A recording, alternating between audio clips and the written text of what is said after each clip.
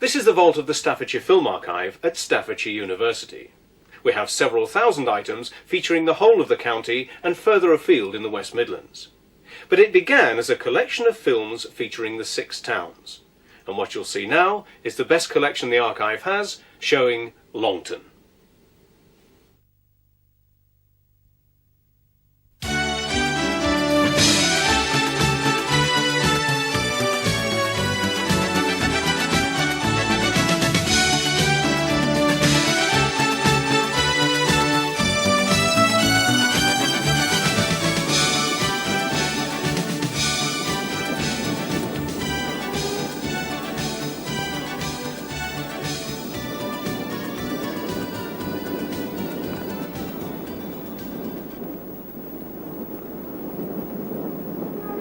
Over there is the city of Stoke-on-Trent. Stoke-on-Trent, mind you, not Stoke-upon-Trent. Me?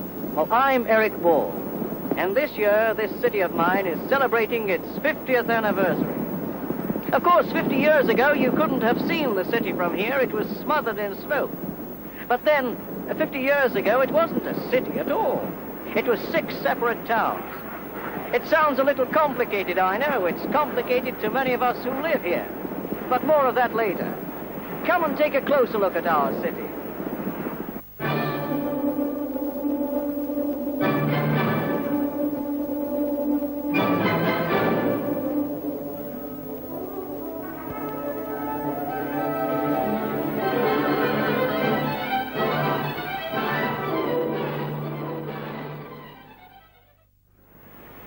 Longton, the southernmost of the towns where nearly all the chinaware manufacture was concentrated. We had some of the worst examples of uncontrolled development. Now we're looking forward to one of the most adventurous rebuilding schemes in the city. But whatever the look of the place, Longton will long be remembered as the home of fine china. A guided tour of the Potteries, 1910. Hold tight.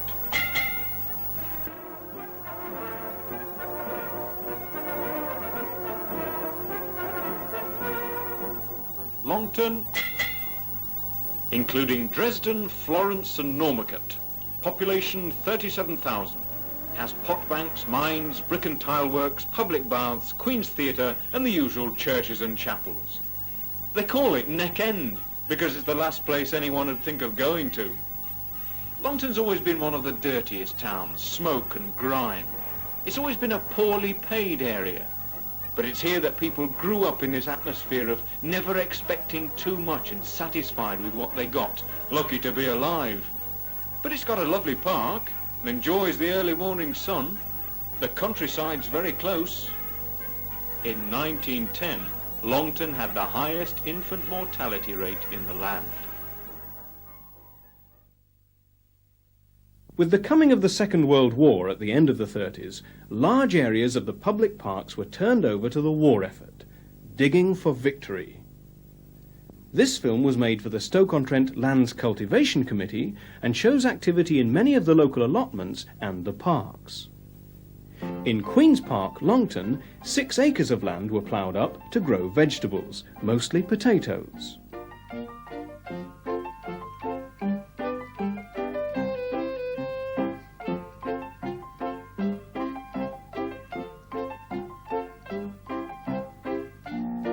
This is Drubbery Lane allotment. It was commenced during the First War and is obviously well established. This man is hoeing kale. And here they're making drills for carrot seed.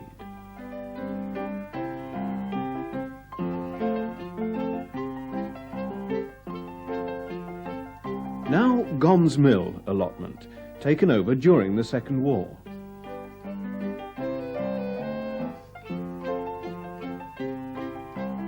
Here we see Councillor A. Wayne, chairman of the Lands Cultivation Committee, introducing an expert horticulturalist who's come to the allotment to advise the allotment holders on methods of plant protection.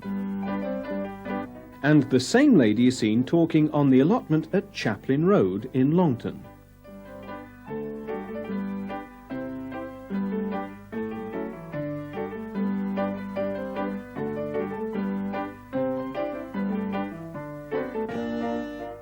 The film then takes us to the allotment at Tylery Lane, Blurton.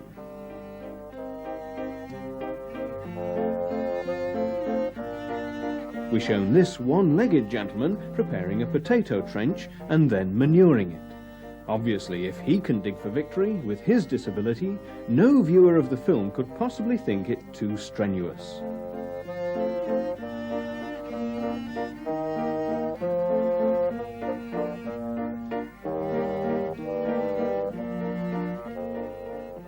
Having promoted digging for victory, we're now shown some splendid results. Here at Drobbery Lane Allotments, Blurton,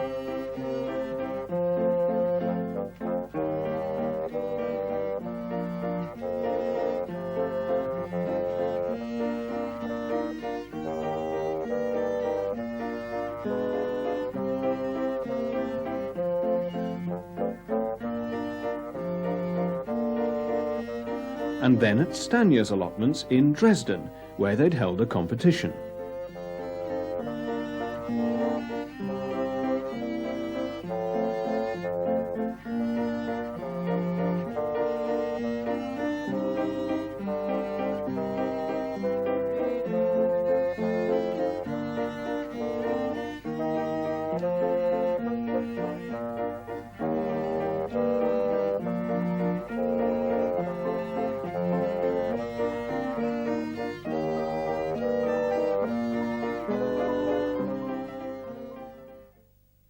Those boys on there are messengers, and our job there was we used to meet every two nights a week down at 80 Liverpool Road, Stoke, which is our headquarters, and we were in contact with the main control centre, which was in Stoke.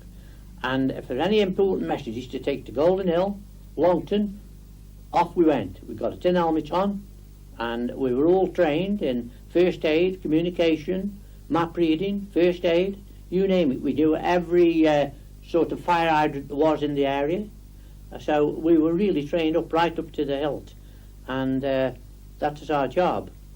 I mean, the ARP in this area was a very, very busy organisation. It catered for anything that happened if bombs dropped, which, as you well know, bombs dropped around here just like Liverpool, not as bad, but I mean there was bombs dropped in Penkle, there was one dropped at the North Staffordshire Royal Infirmary, and Trent Vale, incendiary bombs.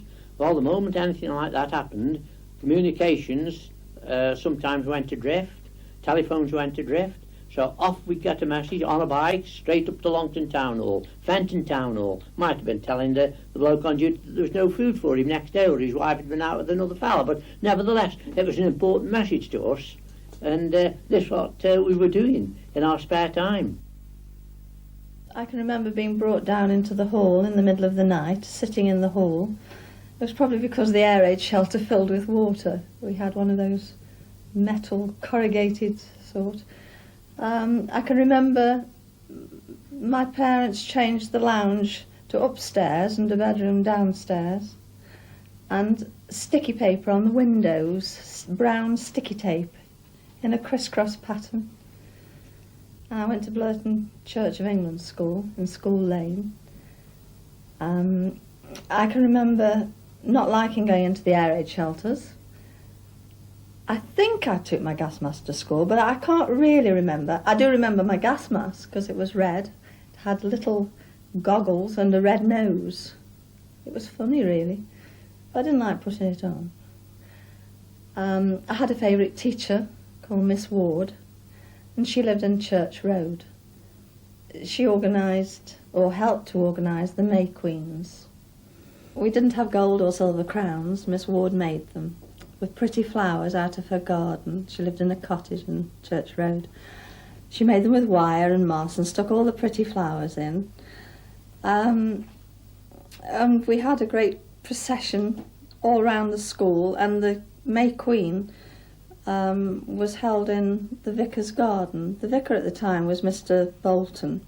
His daughter Helen was in my class, and he had a very nice lawn. On there we had the maypole. I seem to remember I was a maid of honour. I think that sounds like a cake, doesn't it? But we were maids of honour. And our mums made us pretty dresses. And on one occasion I carried the sceptre. And do you want me to tell you what I said? Yes, well, I said, here is your sceptre, Rita. May your subjects all be loyal and true. I don't know why I remember that. I haven't had many acting parts in my life.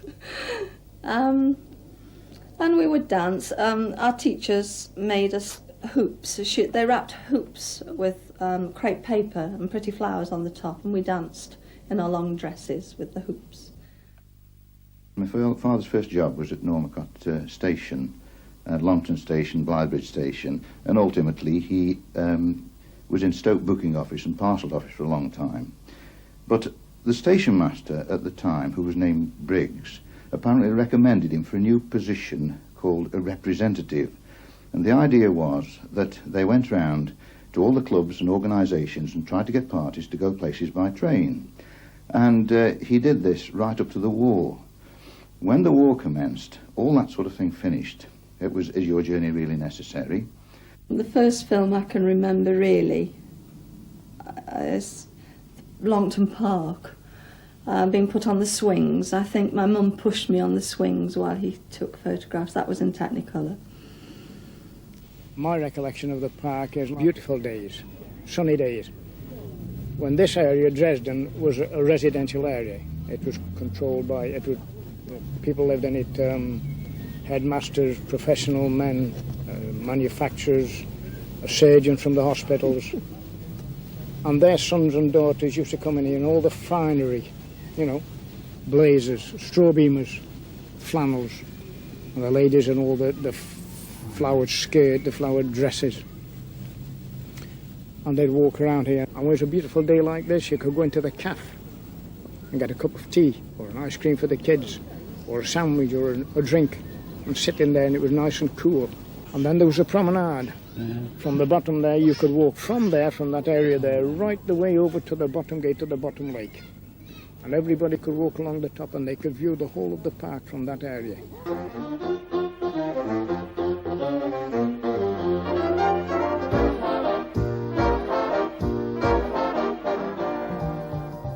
Now this is Longton Cricket Ground. The original Longton Cricket Ground was bounded by Lansdowne Street, where my father lived until he married. He lived in that house for 30 odd years. It was bounded by Ricardo Street, Lansdowne Street and Park Avenue and Chaplin Road. Several of the stalwarts of the cricket club there, committee members, sat in the front of the members' pavilion there. That's it. Now that pavilion still stands at the new ground exactly as it is now, except that the outbuilding, which was a refreshment kiosk, isn't there, but otherwise it looks the same. In those days, this was during the war, they could only get enough petrol, or scrounge enough petrol, to actually mow the wicket, so the outfield was quite long grass. My father was the secretary of the cricket club for over 30 years, and he, as a child, his bedroom overlooked the cricket ground. And the other interesting thing was that in the area of Ricardo Street and Park Avenue and so on, in those days quite a lot of the pottery manufacturers lived, and there was very much a pottery connection. Phantom Gardens, during the war, most of the Bank of England was there, but after Dunkirk, the French soldiers and French Marines and sailors made a camp there.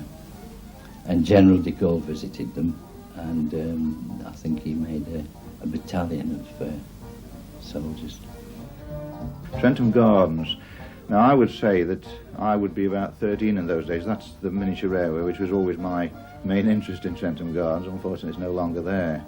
And the biggest engine was Dunrobin, which was 6-coupled one, the other two were 4-coupled. The man that drove it was named Goldstone. And he lived opposite the gardens. He was the sort of engineer and driver.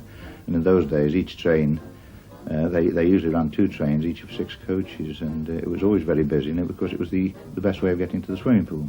And the pool was always very, very popular. In fact, I've been down there many a time when you just couldn't get in the cubicles at all, and they used to let us go into a log cabin and get changed there. That's my mother, actually, there.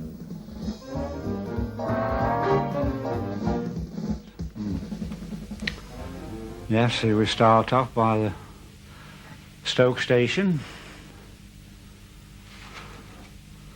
A little bit more crowded than what it is nowadays.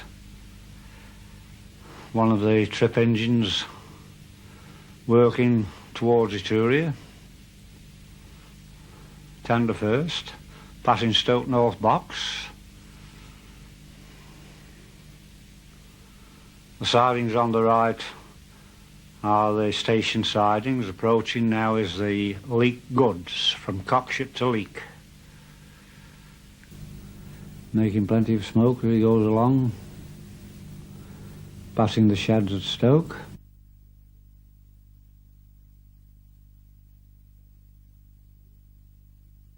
Plenty of motive power on the depot. Now this is where we start on a 4-minute Stoke to Utoxeter. Passing Stoke Junction signal box on the Derby line. Approaching Carter's Crossing. Approaching Fenton now, Fenton Station. Fenton Station next is Glebe Colliery signal box. After that we're approaching Longton. Foley Crossing. Eventually through Longton Station. Slow but sure.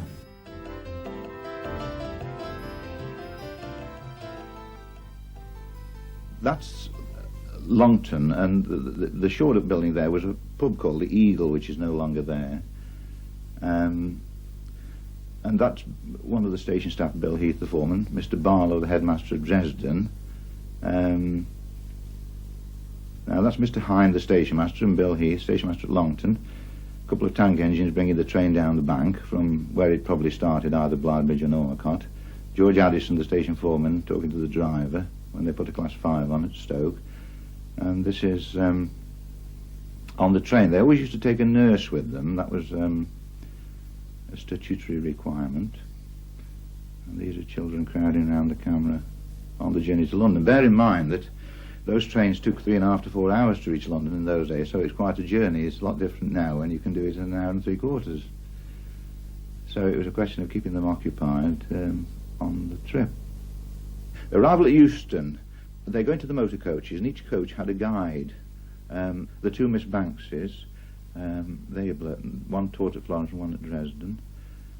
Mr. Rushton, the one on the left there, was a Dresden teacher. Mr. Barlow, the headmaster of Dresden, and his wife. Mr. Boff coming up there, the headmaster of Florence School. That's my sister and a cousin of mine now. That's Mr. Craigie, the guide. I would say that all the districts, such as Stoke and Hanley and so on, it was an annual event, or Newcastle schools, and they would go every year, and it was up to the railways to contact the schools and give them the school's programme, and then they could pick where they went. London was always a popular one, and from the railway point of view was relatively straightforward. A lot of them would say go to North Wales or other venues. York became quite a popular place to go to.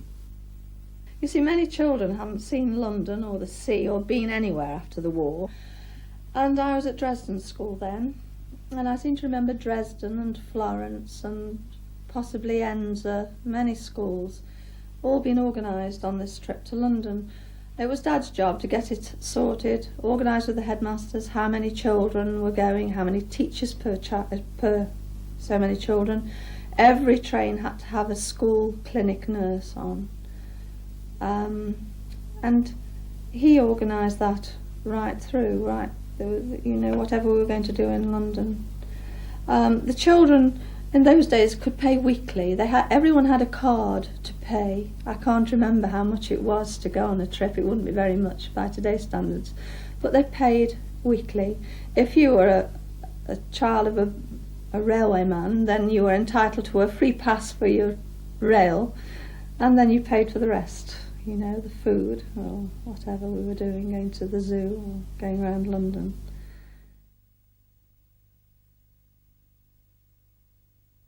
Driver Frank Seabridge.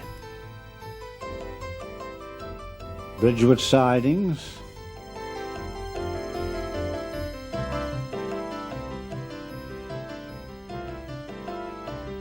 Here we are now passing Norcott Station, and then on through the tunnel, the Suffolk as we called it, Mere Tunnel.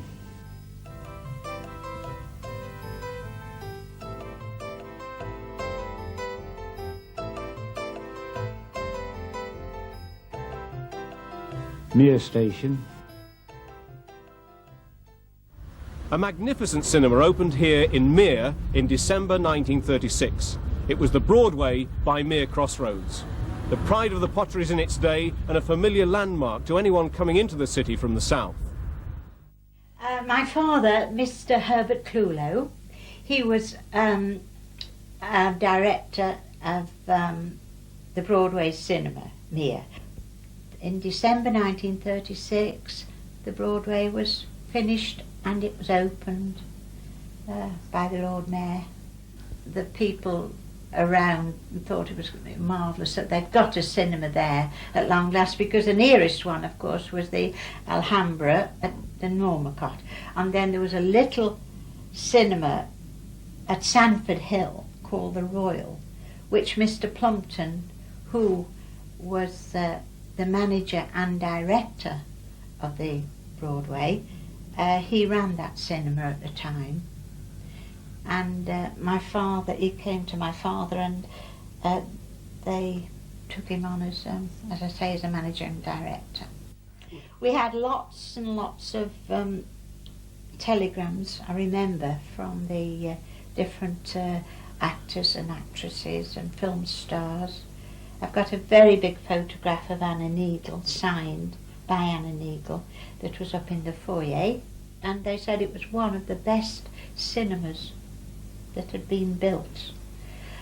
The ticket office was in the middle of a very nice foyer, and the staircase went up each side, but there was also a cafe. They turned it into a lounge eventually, but it was quite welcome as a cafe at the time. I can always remember the murals of the Disney characters.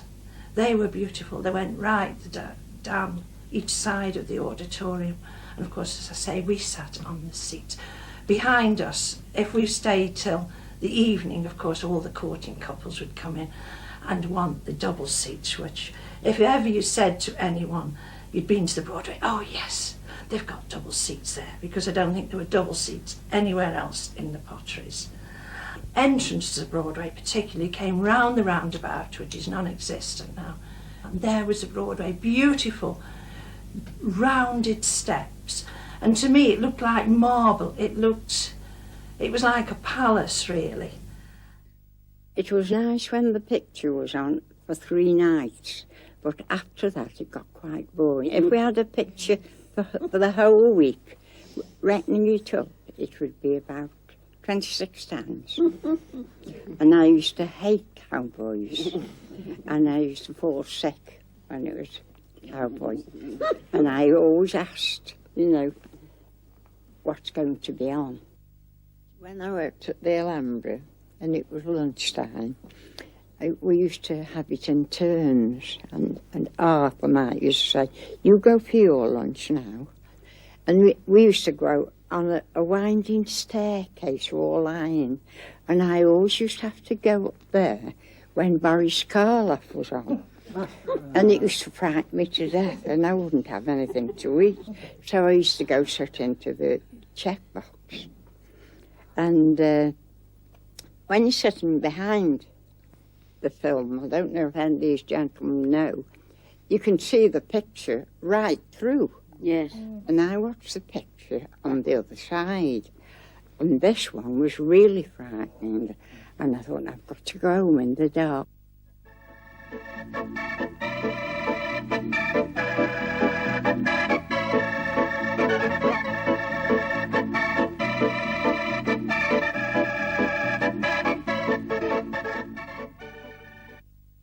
Jimmy Stockton worked as projectionist at both the Focus and at the Empire in Longton.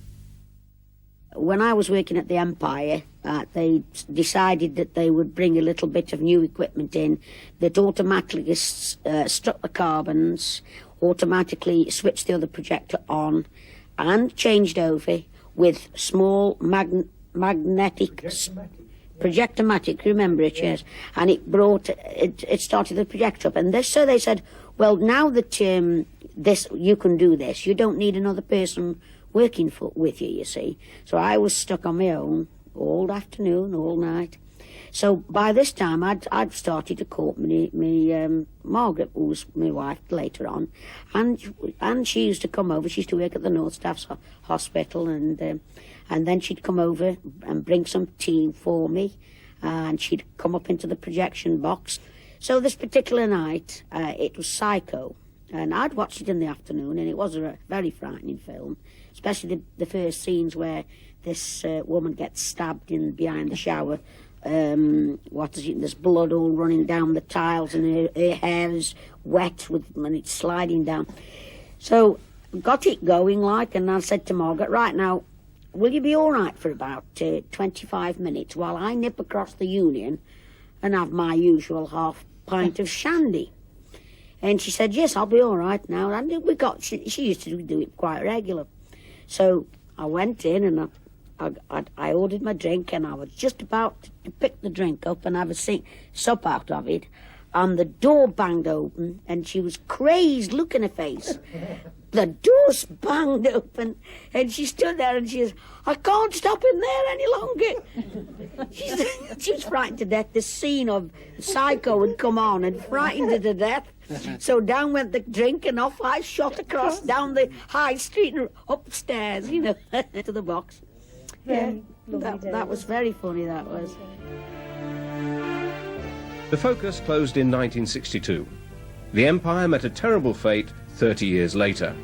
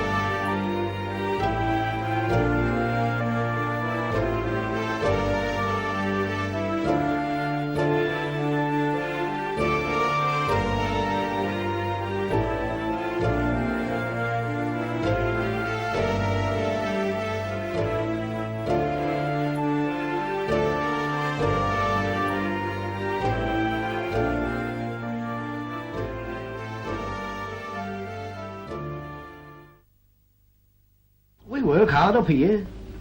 The stuff's going into or coming out of the ovens all the time, all the year round. You might say the fires never go out in the Five Towns. Day and night they're burning. Ovens stuck to the top with clay that's changing to china or earthenware in the fire. Cups and saucers, flowers, dishes, teapots, tiles, basins, vases.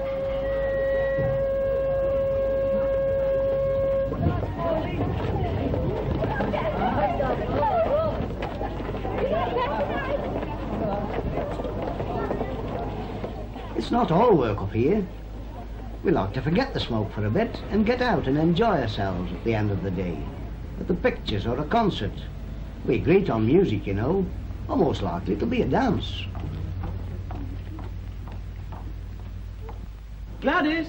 Ada! Where are you? I'm here, getting ready.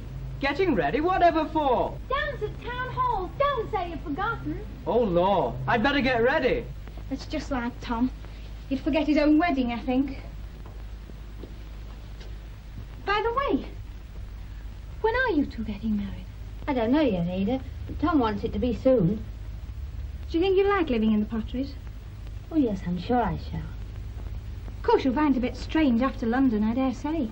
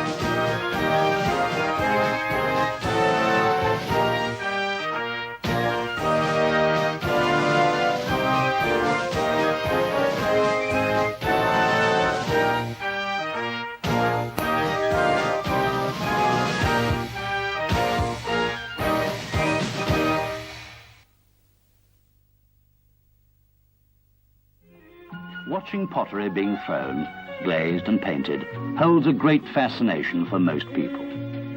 The potterers in Britain are used to this, and most will arrange to show visitors round their works with justifiable pride.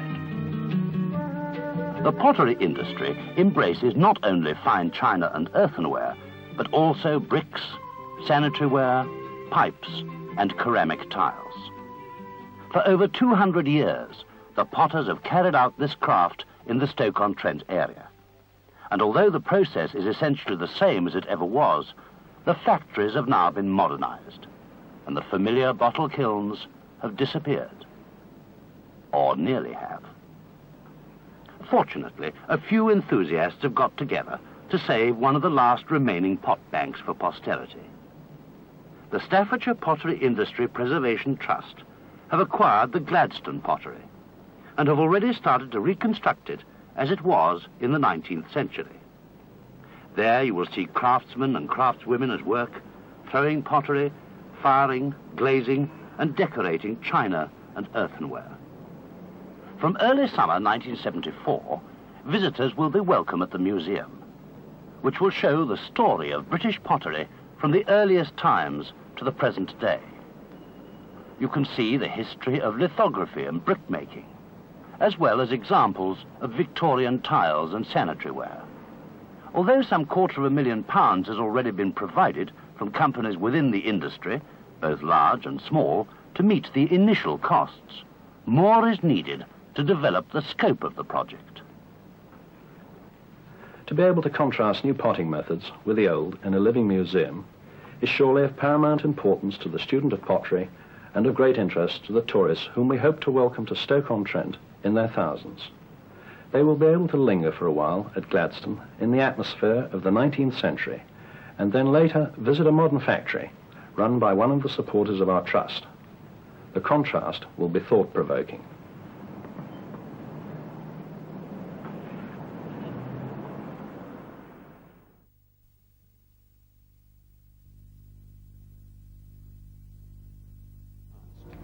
This is the Gladstone Pottery Museum.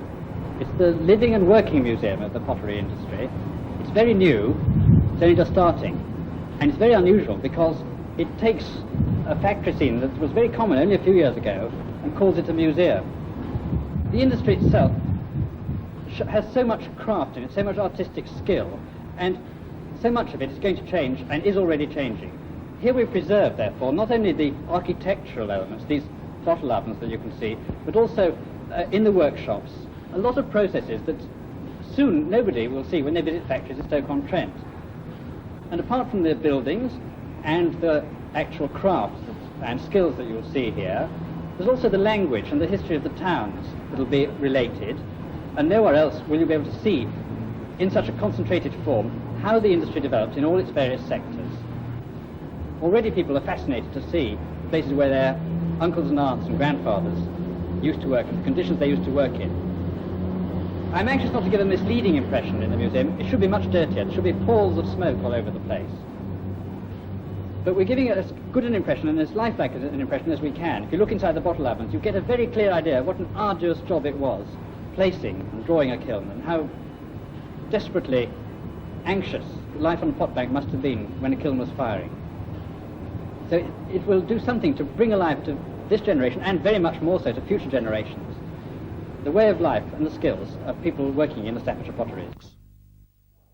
The placers carried the saggers on their shoulders or heads. They put a rolled-up stocking inside their hats to protect their heads and keep the sagger steady.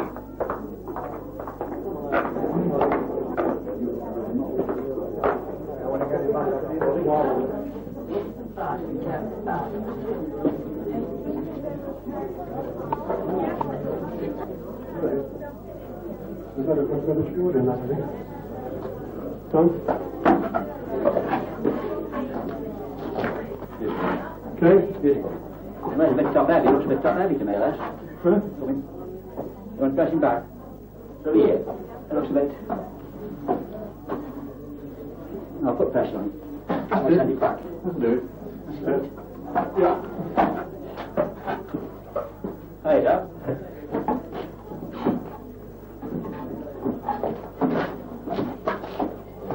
Stop.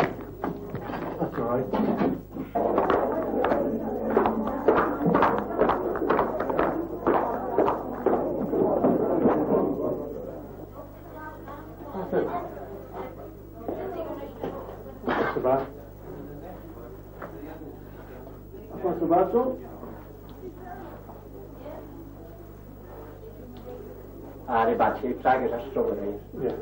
Bad sagger like Machine there, you see. Eh? Machines there. Not so bad.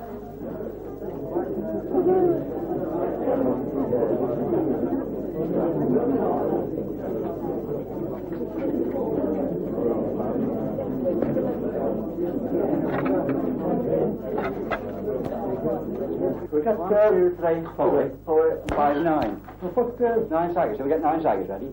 get 9 and finish it off. I know he's got to. Well, if we put 4 on. Put 4 on.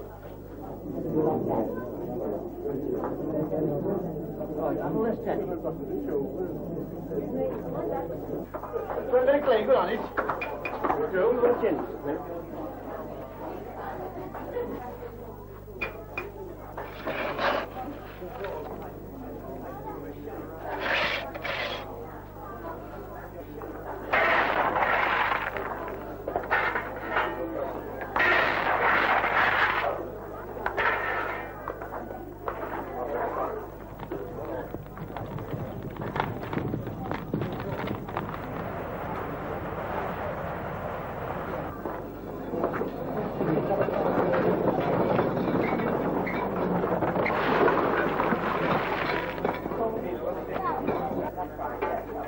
To begin with, the temperature was kept low while the moisture in the ware was driven out. Then baiting increased until, in about 48 hours, a maximum temperature of between 1,000 and 1,250 degrees centigrade was reached.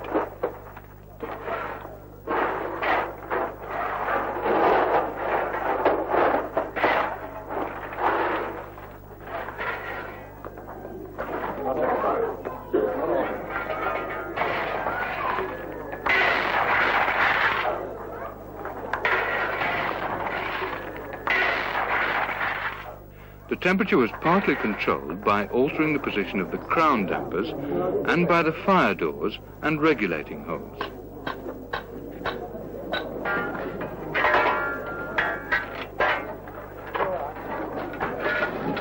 Dampers down.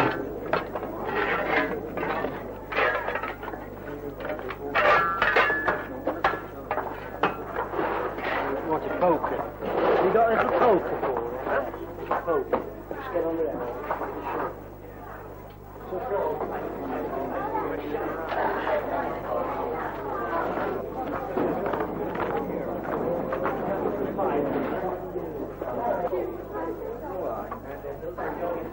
Trial rings were taken from the different quarters of the oven towards the end of the firing.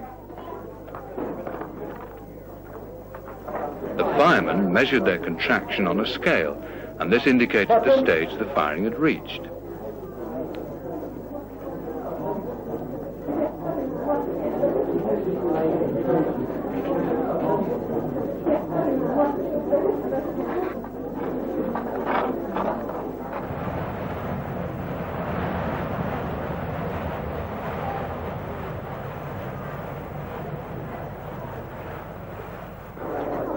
At the end of the firing, the dampers were adjusted, the fire doors opened, and the fires allowed to go out.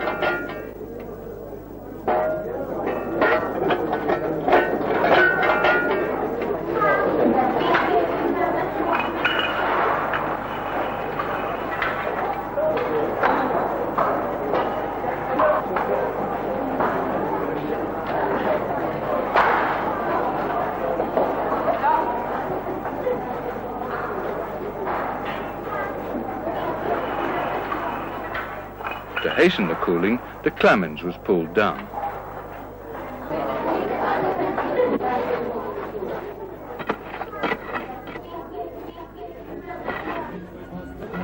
From Pipers came the red ware, from Longton Hall the blue, the tortoise shell from Penton Low. The Malkys and the Adamses, the Wildens and the Woods, the Lindlers and the Warburtons, the Turners and the Tops. The towns were made of pot banks, the pot banks made the towns, the wares are known the world around. Jubilation, hip, hip, hooray!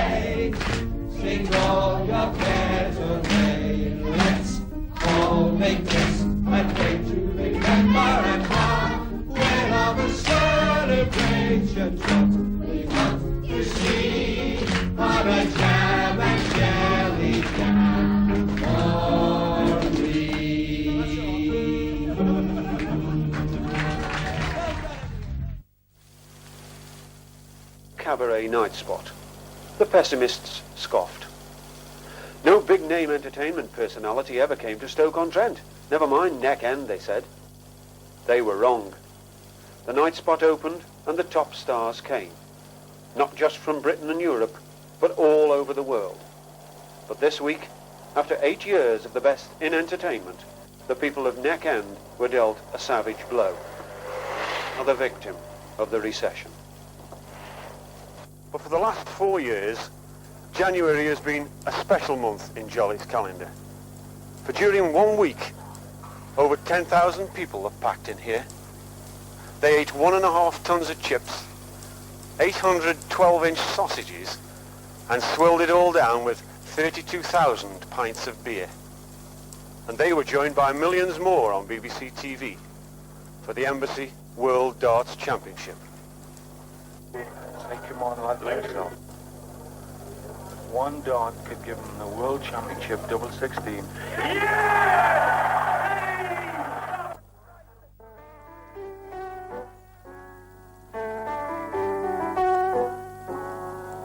That's just a few bars of the party's over, ladies and gentlemen, which I think is particularly appropriate at this moment in time, being the last evening of Jollees Theatre Cabaret Club, of course, opening in October 73, being hugely successful up until, of course, now.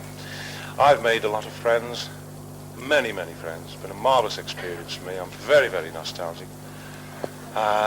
What more can I say? Very, very sorry to see Jollees go.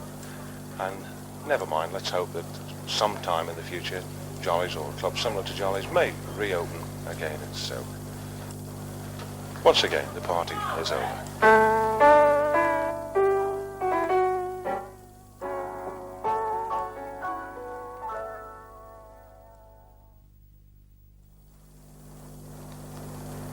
Hi. Just got a little time to really tell you about what I've been doing for the last 8 years. I've been comparing, of course, here at Jollees, and that's been voted in the last during the last 8 years as one of Britain's best cabaret and theatre clubs. Tonight's our final night. It's the end of a relationship which I've absolutely loved. 8 years ago, when I was travelling on a plane to Jersey, a very old plane, in fact I found Amy Johnson's lunch under my seat. I'd never have thought that I was going to be the compere for the following 8 years of one of the most successful clubs in Great Britain. It really has been a pleasure. I've made lots of friends, I've learnt lots of things. I didn't even know what a cane was for. Look what I can do now. And there you go, that's what you learn in 8 years.